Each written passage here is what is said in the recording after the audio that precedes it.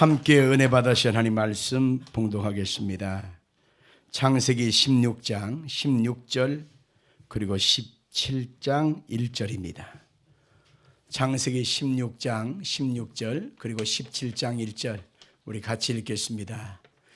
하갈이 아브라함에게 이스마엘을 낳았을 때에 아브라함이 86세였더라. 아브라함이 99세 때에 여호와께서 아브라함이 나타나사 그에게 이르시되 나는 전능한 하나님이라 너는 내 앞에서 행하여 완전하라. 아멘. 다 같이 하나님 앞에 주가 일하시네. 우리 같이 찬양 드리십시다. 아버지 은혜 적은 떡과 물고기 내 모든 걸 드릴 때 모두 고백해 여호와 하시네 주가 일하시네 주께 아끼지 않는 자에게 주가 일하시네 주가 일하시네 신뢰하며 걷는 자에게.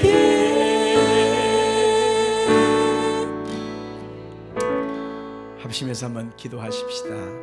하나님의 구원이 이 땅 대한민국 속에 임하여서 이 땅에 5,500만 모든 백성들이 예수를 믿고 구원받고 하나님을 섬기는 역사가 있게 해달라고 기도하시고, 또한 정치, 경제, 사회, 문화 모든 외교국방 하나님이 원하시는 통치로 이 땅을 이끌어가 달라고 기도하시고, 대통령 의정자들이 하나님을 두려워할 줄 알고 하나님의 마음 앞에 순복할 수 있는 자들 되게 해달라고 기도하고, 우리 베풀스 모금교회가 이 땅에 세워진 바 된 사명을 감당하고 하나님 앞에 잘했다 칭찬받는 교회가 되게 하시고 지경을 넓혀 주옵소서 기도하고, 또한 고향 산천에 가서 지금 고향 부모님과 가족과 함께 있는 성도들 지키시고 하나님의 긍휼로 인도하시고 거기에도 하나님께 영광 되어지게 달라고 우리 한번 기도하십시다.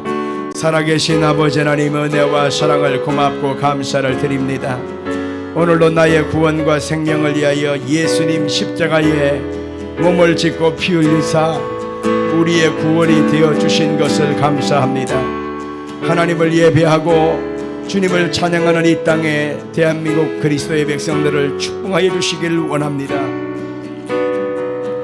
이 땅 대한민국 땅에 5,500만이 있습니다. 주님이 이 땅을 긍휼과 용서와 하나님의 자비하심으로 임하여 주시옵기를 원하며, 이 백성들이 하나님이 나의 아버지고 그의 아들 예수님이 나의 주님이라고 고백되어지는 민족 복음화의 역사가 속히 있게 도와주시고, 북한 땅에도 예수의 복음이 들어가고 어둠과 슬픔이 물러가고 전쟁 발발의 위기가 무너져 내리며 김정은이도 회개하고 예수 믿게 도와주시옵기를 원하고 기도합니다.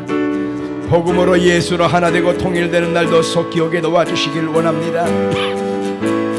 대통령과 이정자들에게 하나님의 긍휼과 은총을 베풀어 주셔서 저들 또한 하나님을 경외하며 하나님의 말씀 앞에 순종하는 복되고 귀한 자들 되게 도와주시고, 하나님의 통치가 이 땅에 대한민국 땅에 임하여 주셔서 하나님의 공의의 법이 물같이 하수같이 흐르는 이 대한민국 땅에 도와주시고, 이 땅에서 우상 숭배가 끊어지며 이 땅에서 음란 더러움 술 취한 방탕함 이단과 사살들이 무너져 내리며 하나님을 대적하여 높아진 모든 불온의 사상들, 인본주의 사상들이 다 무너져 내리게 도와주시고, 오직 예수님만이 주님 되심을 고백하는 복되고 귀한 민족 되게 도와주시었기를 원합니다.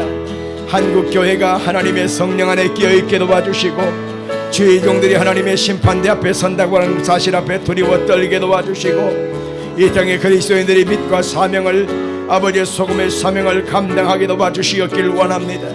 베풀스 모금교회가 날마다 성령의 충만함과 은혜 속에 있게 도와주시고, 마지막 때에 맡기신 이 증인의 삶을 감당하고 영광을 나타낼 수 있도록 하나님 올해는 지경을 넓혀 주옵시고, 하나님의 영광을 나타낼 수 있도록 복음의 지경, 구제와 선교의 지경을 넓혀 주시고 주님 예배당의 지경도 넓혀 주시길 원합니다. 아버지, 천한 만민이 와서 예배하기가 좋은 대중교통 이용하기 좋고 주차장 이용하기도 좋고 밤낮 찬송과 기도하기에 아버지 방해받지 않는 곳을 주시기를 원하며 모든 물질의 환경의 여건을 열으셔서 하나님의 나라를 이루기에 합당하도록 은혜 베풀어 주옵소서.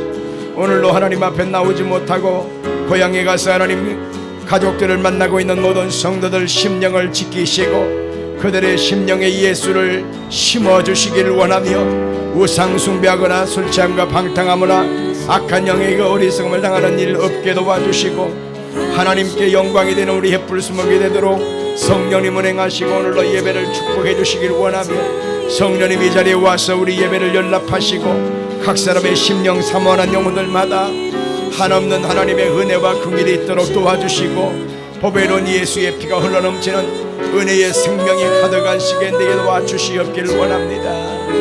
주가 일하시네. 주가 일하시네. 주가 일하시네. 주께 아끼지 않는 자에게 주가 일하시네. 주가 일하시네. 신뢰하며 걷는 자에게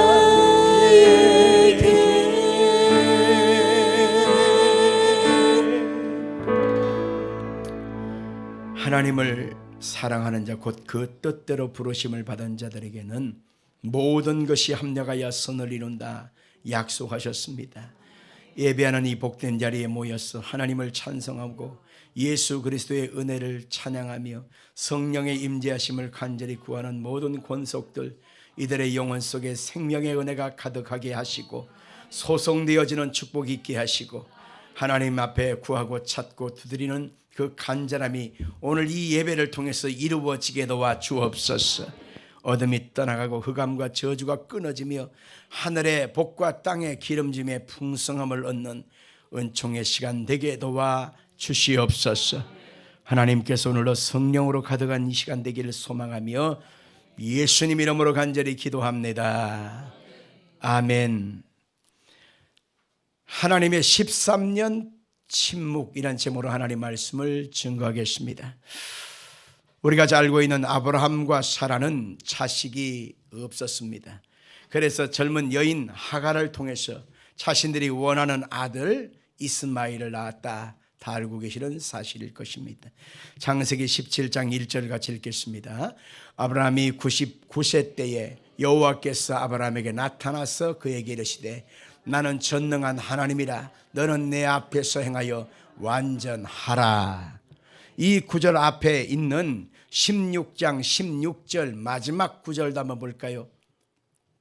하갈이 아브라함의 이스마엘을 낳았을 때에 아브라함이 86세였더라. 여러분들 여기에 이스마엘을 낳았을 때에 아브라함의 나이가 86세였습니다. 그런데 17장 1절에 하나님이 아브라함을 다시 찾아온 때는 몇 살이냐? 99세 때 찾아왔다. 그러니 99세 빼기 86세 하면 13년이 나오게 되는 것입니다. 하나님 앞에서 그가 13년이라고 하는 시간 속에서 하나님과의 관계가 중단되어진 하나님이 침묵하시는 시간이 있었다는 사실을 여기서 알 수가 있는 것입니다. 우리가 오랜 시간 물을 마시지 못하면 갈증 때문에 탈수 현상으로 우리가 이상을 느끼게 됩니다. 또한 우리가 오랜 시간 공기를 마시지 못하면 당연하지요. 질식사하게 되어 있습니다. 우리가 13년 동안 아브라함이 하나님을 만나지 못한 거로 인하여 아브라함과 하나님 사이에는 엄청난 공백이 있게 되어집니다. 그에게 하나님이 주시는 계시도 없고 환상도 없고 음성도 들리지 아니하고 마음의 기쁨도 없고 평안도 없고 소망도 없고 하나님의 임재 자체가 없었다는 것을 우리는 알 수가 있는 것입니다. 오늘 이 시간에는 성경이 말씀하지 않은 하나님이 13년 동안 아브라함에게 침묵하신 그 시간 우리는 어떻게 해석해야 할까요? 하나님께서 아브라함에게 침묵하신 이유가 뭘까요? 그것은 아브라함에게 하나님이 13년간의 긴 기다림의 시간이었다라고 하는 것으로 해석할 수 있습니다. 같이 봅시다. 13년의 시간은 아브라함에게 기다리시는 시간이었다. 어떤 시간이었을까요? 그것은 아브라함의 힘이 빠질 때를 기다리고 계신 것입니다. 아브라함의 모든 가능성이 사라질 때까지 기다리신 것입니다. 아브라함이 꿈이 다 깨어질 때까지 기다리신 것입니다. 아브라함이 헛된 꿈을 꾸고 인본주의로 행하는 것이 끊어질 때까지 하나님은 13년을 기다리고 있다, 그 얘기인 것입니다. 아브라함은 자신의 힘으로 넘쳐났습니다. 얼마든지 나는 자식을 낳을 수 있어, 노력하면 낳을 수 있어, 예수면 자식을 낳을 수 있어 라고 하는 그런 가능성이 늘 충만했고 그것을 믿었던 사람입니다. 그래서 하나님의 약속을 자신의 힘과 가능성으로 이루어 드리고 싶었던 것입니다. 그래서 그 젊은 여인 하가를 취하여 이스마엘을 낳았습니다. 그러나 이스마엘을 낳은 그 자체가 하나님 앞에서는 의가 되지 못하였던 것을 알 수 있습니다. 우리가 하나님 앞에서 행하는 모습도 우리가 늘 이와 같을 때가 있습니다. 하나님보다 앞서 나가고 하나님이 원하지 않는 방법으로 추구하면서도 나는 이것이 하나님 뜻이건냥, 이렇게 하면 하나님이 기뻐하실 것이건냥 우리가 착각할 때가 많은데 그것은 굉장히 어리석은 착각이라는 것을 알 수 있습니다. 젊은 여자 하가를 취하여 이스마엘을 낳았습니다. 그러나 성경은 그것이 옳지 않았다는 것입니다. 바르지 않았다는 것입니다. 하나님의 뜻에 맞지 않았다고 해석하고 있음을 봐야 합니다. 갈라디아서 4장 28절 같이 읽겠습니다. 형제들아 너희는 이삭과 같이 약속의 자녀라. 그러나 그때 육체를 따라 난 자가 성령을 따라 난 자를 박해한 것 같이 이제도 그러하도다. 그러나 성경이 무엇을 말하느냐? 여종과 그 아들을 내쫓으라. 여종의 아들이 자유하는 여자의 아들과 더불어 유업을 얻지 못하리라 하였느니라. 그런즉 형제들아 우리는 여종의 자녀가 아니요 자유 있는 여자의 자녀니라. 아멘. 이 본문을 해석하면서 이스마엘을 낳은 것, 하가를 통해서 그 아들을 낳은 것, 이것은 하나님이 기뻐하지 않는 것이었단 말입니다. 인본주의였다는 것입니다. 하나님의 계획에 없던 아브라함의 불순종과 불순종이 낳은 아들이었던 것입니다. 그래서 그 이스마엘을 가리켜서 여종의 자녀는 하나님의 유업을 이을 수가 없다. 하나님이 주시는 약속은 바로 자유 있는 여자 사라를 통해서 이삭을 낳을 때에 하나님이 그것을 통해서 뜻을 이루겠다라고 하는 것입니다. 그것을 쫓아내라, 그렇게 말씀하신 것입니다. 아브라함이 아이를 낳을 수 없을 때까지 하나님은 그래서 기다리셨다가 내 힘으로는 안 되네요, 나는 불가능이네요, 나는 도무지 아무것도 할 수 없어요 하고 그 속에 인본주의가 빠져나갈 때까지 기다림의 시간이 13년이 필요했다 해석할 수가 있는 것입니다. 하나님의 일하심을 통해서 그 아들, 믿음의 아들로서로만 하나님의 역사가 이루어지는 것이 증명될 수가 있기 때문에 하나님은 13년의 시간을 통해서 언제나 처제나 그 속에 인본주의가 빠져나갈까 하고 기다리고 계시는 것입니다. 같이 볼까요? 언제나 처제나 인본주의가 빠져나갈까? 아멘이십니까? 내 힘의 가능성이 사라지고 내 육신의 정욕과 이성의 자랑과 안목의 정욕 따라 살아가고자 하는 이 고집과 혈기와 인본주의가 빠져나갈 때까지 하나님은 오늘도 이제나 처제나 하나님은 기다리고 있다는 사실을 알아야 합니다. 내 힘으로 된 것이 아니야. 이것은 하나님이 하셨어. 하나님이 도와주셔야 돼. 하나님 없이는 되는 일이 없어. 하나님이 역사해 주셔야 돼. 하나님을 바라보는 그러한 온전한 신앙이 되기까지 오늘도 하나님은 여러분 앞에 기다리고 있다는 것입니다. 우리는 성경의 사람을 통해서 샘플링할 수 있습니다. 그 사람이 야곱이었습니다. 우리가 잘 아는 대로 야곱이라고 하는 사람이 얼마나 그 속에 끼가 많아요. 그리고 완전히 잔머리 지수 JQ가 얼마나 높은지 몰라요. 그래서 그 집에서 장자로 태어나지 못한 것에 대한 아쉬움을 품고 있다가 그 형 예서가 장자권을 팔라고 제의할 때 얼마나 기뻤는지 모릅니다. 그래서 그 장자권을 팥죽 한 그릇에 팔아버리잖아요. 그리고 형 대신하여 형인 것처럼 가정스럽게 꾸미고 들어가서 형 대신하여 장자의 명분을 뺏어와 버리잖아요. 그것 때문에 어쩔 수 없이 야곱은 그 어머니의 오빠 그 집으로 피신할 수밖에 없습니다. 근데 거기선 더 독한 놈을 만났잖아요. 그의 장인이 얼마나 독하고 잔머리가 많은지 그 딸들 라헬을 사랑했는데 그 라헬을 얻으려면 7년간 무료로 봉사하라. 그래서 7년 동안 아주 7년을 수일같이 보내면서 고생했는데 잠자리에서 그냥 싹 바뀌어버리잖아요. 그죠? 아침에 보니까 내가 원하는 여인이 아니라 큰딸 레아였잖아요. 어찌된 일입니까? 아이고야, 우리 풍속에는 큰아이를 제껴놓고 작은아이를 먼저 시집 보내는 일이 없어. 네가 원하는 둘째를 얻고자 한다면 7년을 더 봉사하라. 그래가지고 7년을 더 봉사하면서 총 14년에 걸쳐서 무임금, 완전히 보너스 없이 그는 고생을 하면서 두 부인을 얻게 됐어요.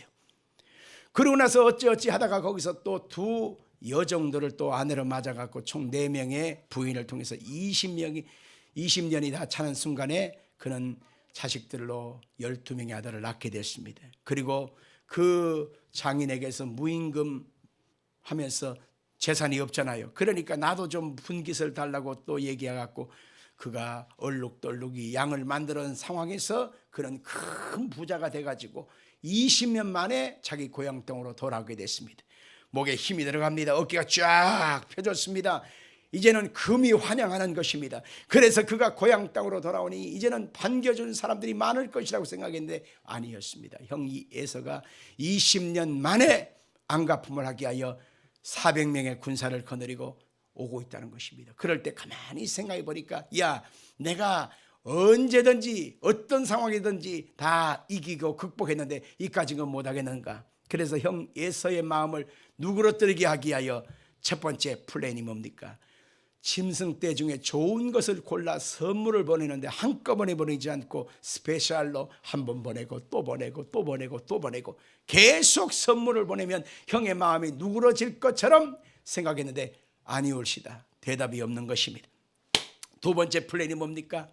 피는 물보다 진하다라고 하는 작전이었습니다. 그래서 자기 조카들인 자기 아들, 딸 그리고 자기 제수씨인 자기 아내들을 보냈습니다. 그러면 마음이 녹아질 것처럼 생각했는데 그것도 꽝이었어요.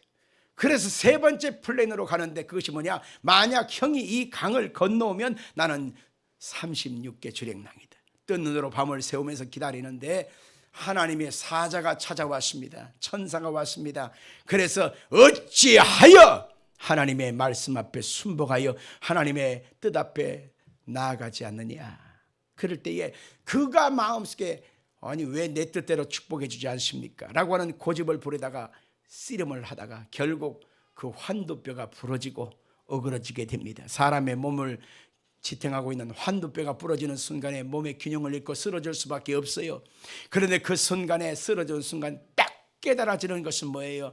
아하, 이제는 더 이상 내 힘으로 할 수 있는 모든 방책 방법은 없다. 내가 할 수 있는 모든 잔깨 이것은 통하지 않아. 내가 살 수 있는 유일한 길은 바로 하나님 앞에 회개하고 나가는 길이다. 하나님의 절대 주권의 능력이 나를 붙들어 주셔야만 내가 살 수 있다. 그것을 그가 고백하게 됩니다. 그래서 하나님의 사자를 붙들고 울며 간구하면서 나를 축복하소서, 나를 도와주소서, 나를 붙들어 주소서, 나를 인도해 주소서, 나를 통해서 하나님 영광 나타내게 하소서 다시금 붙들게 되어지니 그의 이름을 야곱에서 이스라엘로 바꿔주고 그의 앞길 속에 캄캄함이 사라지고 분이엘 아침 해가 떠오르게 만들어주고 죽이려고 달아왔던 형 에서의 관계가 서로 사랑하고 용서하고 불쌍히 여기는 관계로 화해가 되었다고 성경은 말하고 있습니다. 바로 이것입니다.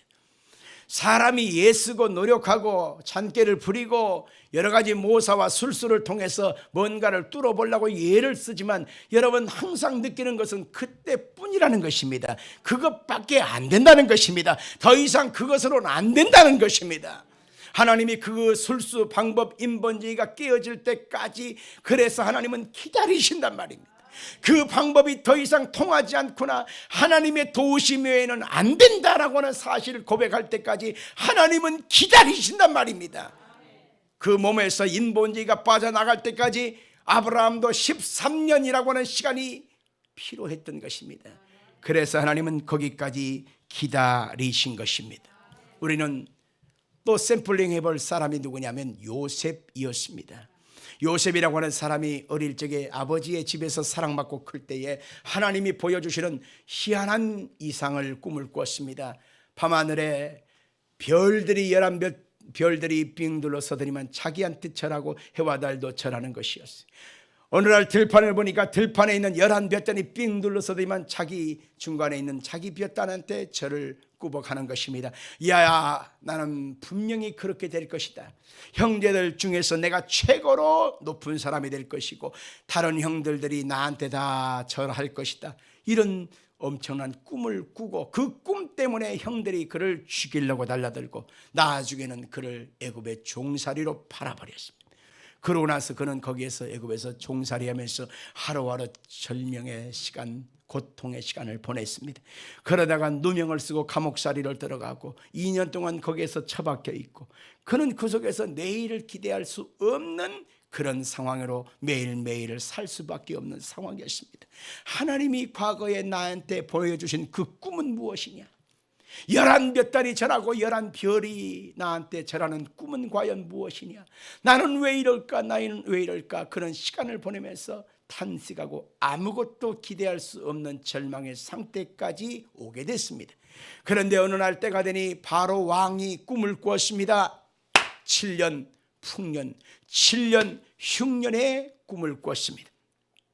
그때 아무도 그 꿈을 해석할 수 없는 꿈을 요셉이 해석함으로 말미암아 그 순간에 요셉의 인생이 완전히 달라집니다. 바로 왕 바로 밑에 애굽의 온 나라를 치리한 총리가 되어졌고, 그 총리가 됨으로 말미암아 그의 형들과 아버지와 가족들을 다 데리고 와서 고센 땅에 거하게 하고 나중에 400년이 지난 다음에 큰 민족을 이루게 하는 그런 위대한 일들을 하나님이 이루신 것을 보았습니다. 오늘 우리는 그 장면을 보면서 뭘 볼 수 있어야 되냐면, 사람이 계획한 모든 것들이 사람의 노력과 예수의 그 결과가 아니라 하나님의 역사이어야 한다는 것입니다. 인본주의를 이루러 예를 쓰고 술수를 부리고 잔꾀를 부린다고 해서 그것이 되는 것이 아니라 그 어리석음이 빠져나가는 시간이 필요하다는 것입니다.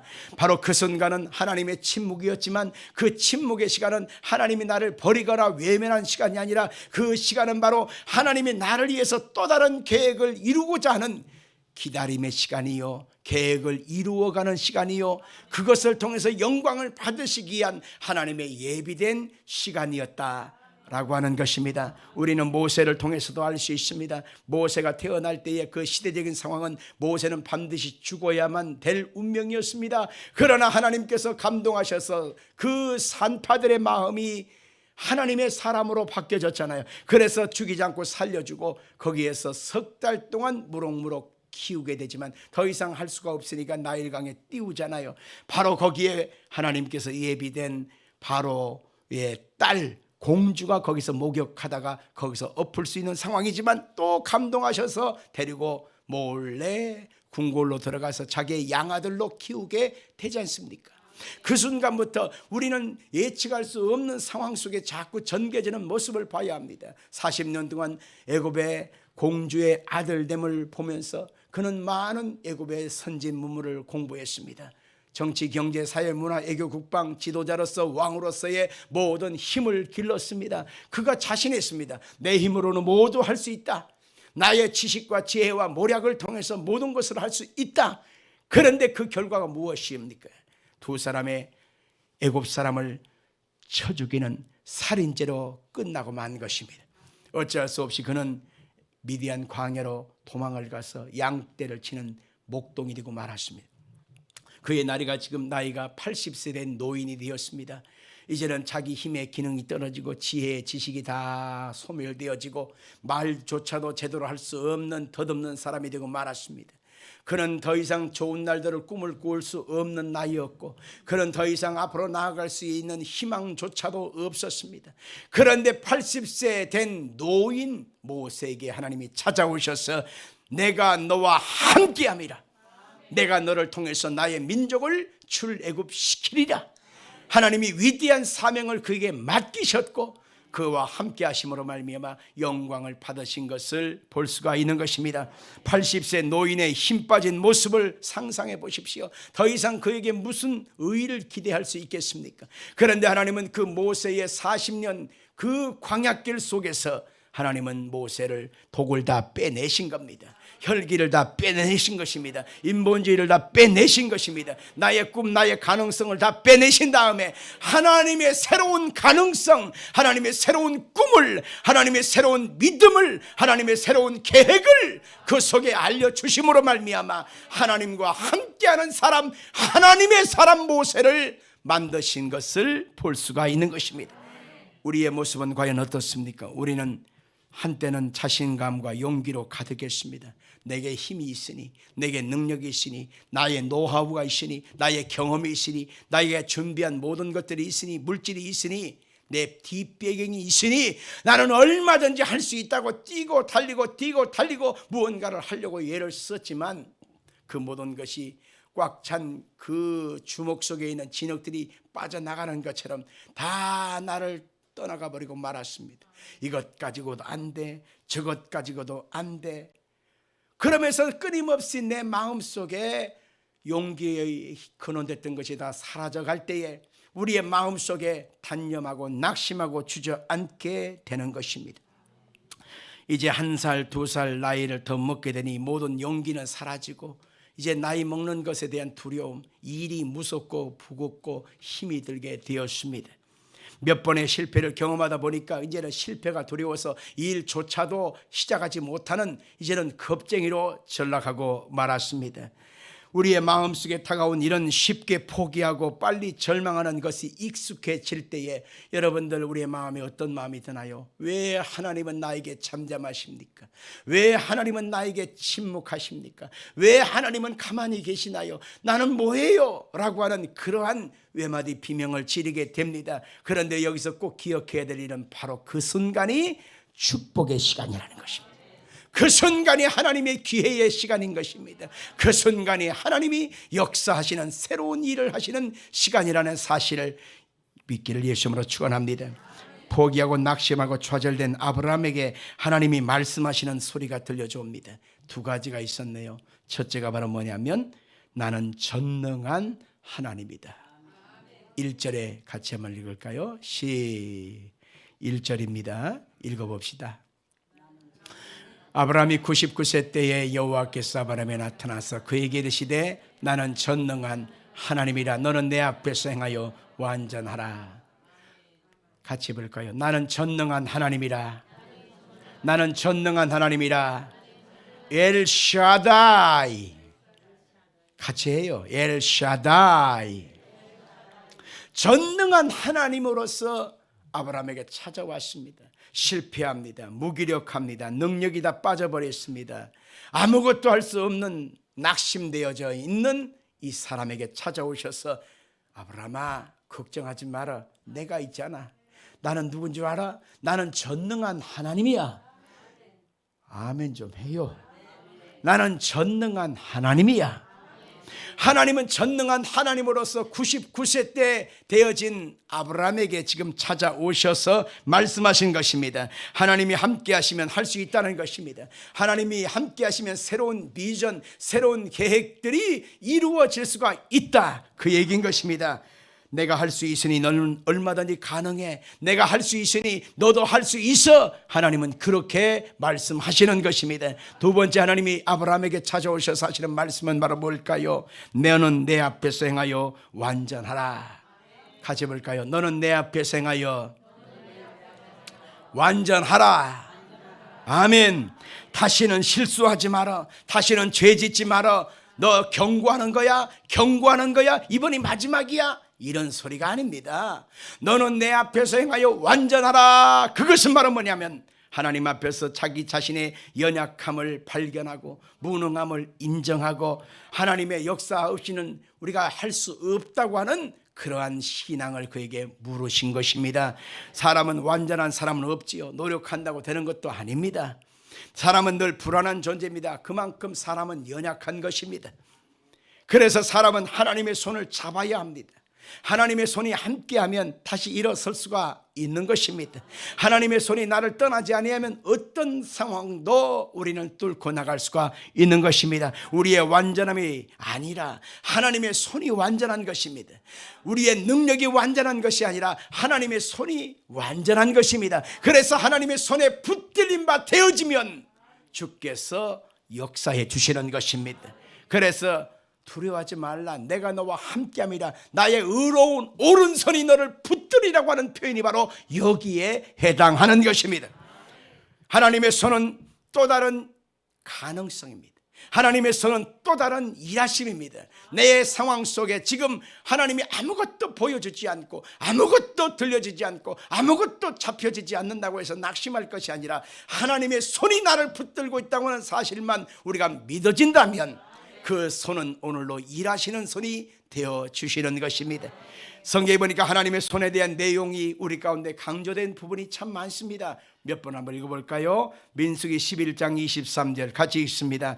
여호와께서 모세에게 이르시되 여호와의 손이 짧으냐 네가 이제 내 말이 내게 응하는 여부를 보리라. 사무엘상 7장 13절입니다. 이에 블레셋 사람들이 굴복하여 다시는 이스라엘 지역 안에 들어오지 못하였으며 여호와의 손이 사무엘이 사는 날 동안에 블레셋 사람을 막으시매. 에스라 8장 22절 이는 우리가 전에 왕에게 아뢰기를 우리 하나님의 손은 자기를 찾는 모든 자에게 선을 베푸시고 자기를 배반하는 모든 자에게 권능과 진노를 내리신다 하였으므로 길에서 적군을 막고 우리를 도울 보병과 마병을 왕에게 구하기를 부끄러워하였습니다. 에스라 8장 31절 첫째 달 12일에 우리가 아하와 강을 떠나 예루살렘으로 갈새 우리 하나님의 손이 우리를 도우사 대적과 길에 매복한 자의 손에서 건지신지라. 전도서 2장 24절 사람이 먹고 마시며 수고하는 것보다 그의 마음을 더 기쁘게 하는 것은 없나니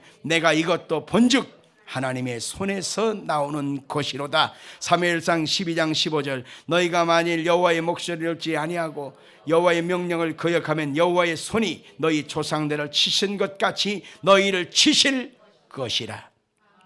하나님의 손, 여호와의 손, 그 손이 함께하는 자에게 복된 것입니다. 하나님의 그 손이 오늘도 새 일을 행하실 것이고 그 능력이 여러분 아름답게 임하게 되는 것입니다. 그래서 하나님의 손을 우리는 늘 사모해야 합니다.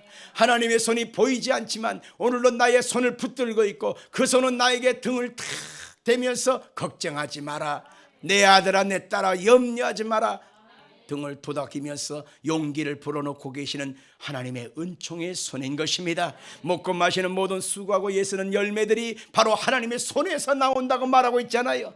그 손이 나의 능력이 되어 주시면 우리는 승리할 수 있는 것입니다. 여러분 속에 자신감이 사라지고 내가 애썼던 모든 성과가 무너져 내리고 내가 꿈꿨던 것이 불가능으로 느껴질 때에 하나님이 나를 떠난 것이 아니라 하나님의 손은 오늘도 보이지 않지만 나를 위해서 새로운 길을 준비하고 계신다는, 새로운 열매를 맺고 계시는다는 것입니다. 그 침묵은 하나님의 영광을 아름답게 드러낼 수 있는 새 희망의 손이라는 사실을 믿기를 예수님으로 축원합니다. 우리가 포기하고 절망할 때, 우리의 꿈이 사라질 때 하나님은 기다리고 계십니다. 그 전능하신 그 하나님의 손은 오늘도 함께 하시면서 엘샤다이, 전능하신 하나님이라고 말씀하고 있습니다. 자, 오늘 주일은 명절이죠.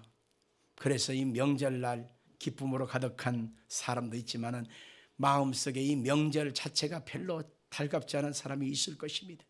성공한 나의 모습, 잘 되어진 나의 모습, 형통한 나의 모습, 순순히 잘 풀려나가는 나의 모습을 가지고 부모, 형제, 남편, 아내, 형제들을 만났으면 얼마나 좋아요.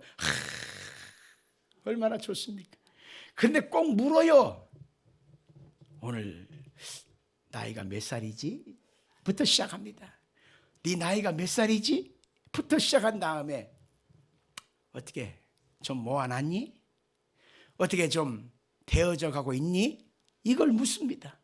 자신 있게 아이고 잘 되고 있어요. 형통합니다. 얼마나 좋겠어요. 그러나 되어지는 나의 현실은 정반대의 모습일 때가 많습니다. 또 관연한 우리 총각 처녀, 우리 형제 자매들은 너 언제 결혼할래? 이 소리가 제일 듣기 싫다고 그러네. 응? 언제 결혼할래? 결혼할 준비는 됐냐? 이런 소리가 얼마나 듣기가 싫은지, 맞는 얘기요 옳은 얘기요 꼭 들을 만한 소리지만 그 대답은 뻔하지 않습니까? 가기 싫어서 안 가나요?